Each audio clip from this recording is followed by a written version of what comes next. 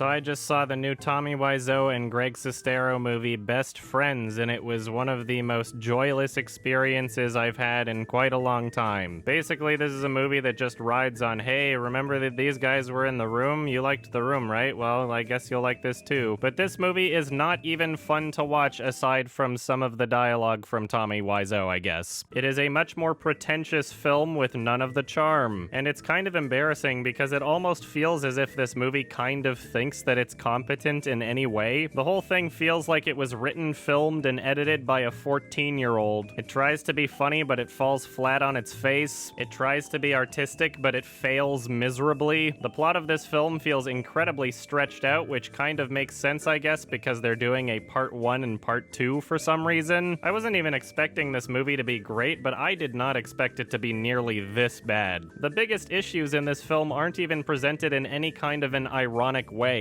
Like, it's not even making fun of itself. It's just an insanely incompetent movie where you have to wonder if they even tried. There's this incredibly annoying low frame rate effect that they keep slapping on to random shots in the film. Like, they would film a character standing up, but then later be like, okay, wait, they stood up too fast, let's slow it down. But they didn't film it in a high frame rate. It feels like they thought they could just pass it off as some sort of artistic choice, but it was just incredibly irritating. There are some drone shots in the movie that they clearly thought looked super cool, but every time it cuts to a drone shot, you can tell that they didn't convert the footage properly. All of a sudden, there's missing or lagging frames in the shot, and unlike the effect I was talking about earlier, this one was clearly not even intentional. It's like they just didn't notice or didn't care, I guess. There's an overabundance of shots where they keep using this shitty lens that turns every light source in the background into large blurred circles, and it wasn't even done in the cliched sense that you might be expecting. It was all just sloppy and incredibly distracting. The dialogue in this movie is garbage, the acting sucks, the characters suck, the music was horse shit. There's several montage-like sequences that appear in the film. The shitty music will play over a sequence where it's clear that you're supposed to be feeling some sort of emotion over top of it.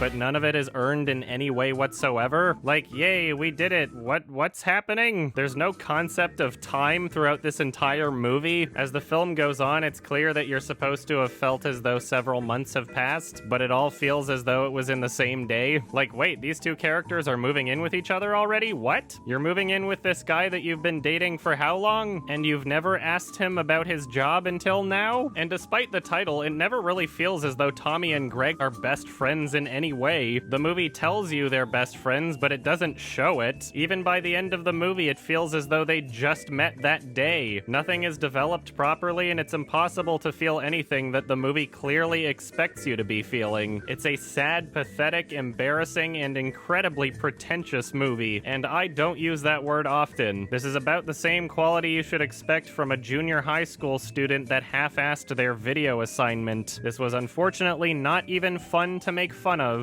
and I would not recommend that anybody watches it, and I'm giving this one a 1 out of 10.